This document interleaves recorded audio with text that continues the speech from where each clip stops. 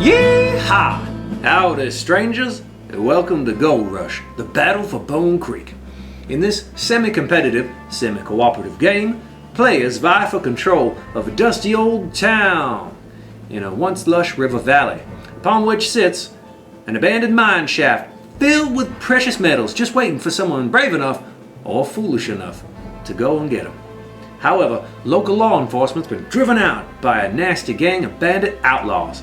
So needless to say, Bone Creek's a dangerous place, not for the faint of heart, but that's where you come in.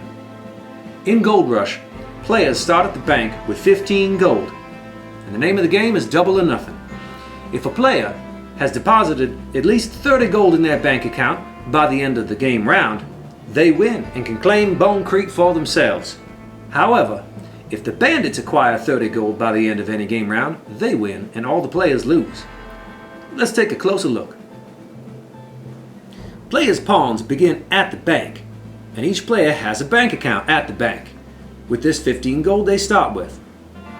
Players' gold may also exist in their pocket, which travels with them around the board, but is also subject to thievery from other players. Money in the bank account is safe for the time being, until the bandits attempt to get their hands on it. Play begins with the acting sheriff, which is determined by a single dice roll before the game starts. During a player's turn, they may do two things: make a movement and take an action, or take an action and then make a movement, which is as simple as rolling the dice and moving the number of spaces equal to the result. However, the fine folks of Bone Creek will hinder their movement, so it may be necessary to use your precious action to roll a second movement die to get to where you're going. Another action the players may take is by attempting to rob from their competitors if you share the same tile. However, if you attempt to rob from somebody, pocket to pocket, and end up losing, they'll whoop you. You'll end up at the doctor.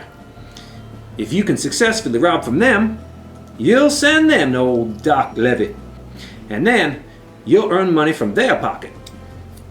Another action players may take is interacting with the randomized locations around the edge of the board that generate wealth for players as they attempt to get to 30 gold.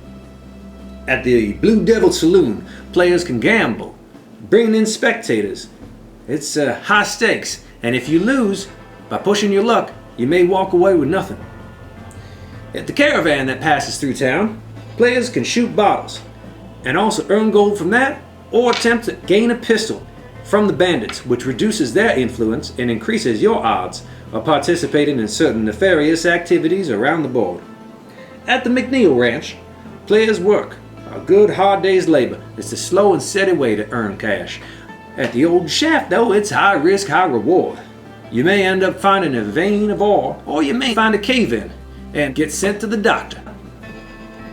In Gold Rush, once the game round is complete, the bandits will make an opportunity to steal from the bank, and players then can defend against them or choose to let the bandits walk in and rob from their competitors.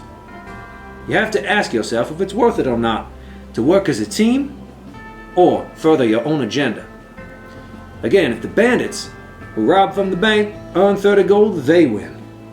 So, in Gold Rush, the battle for Bone Creek, there's gold to be had, and winner takes all if the bandits don't first.